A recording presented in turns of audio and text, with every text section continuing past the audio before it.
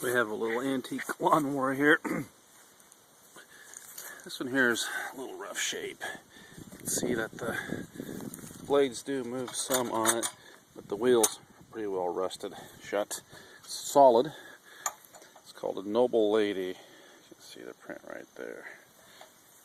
The bottom here, Noble, and top printing here, Lady. All iron. It really needs to be taken completely apart, fitted back together again. All the bolts seem to be in it, screws. Just has some exposure to the weather. See the side right here. Bottom part's still solid too, though.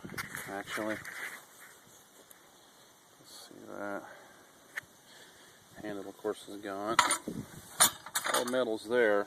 It got some paint drippings on there from, and it was in the way from some paint that was done. But overall, this might be the piece for somebody that's looking to restore an old lawnmower.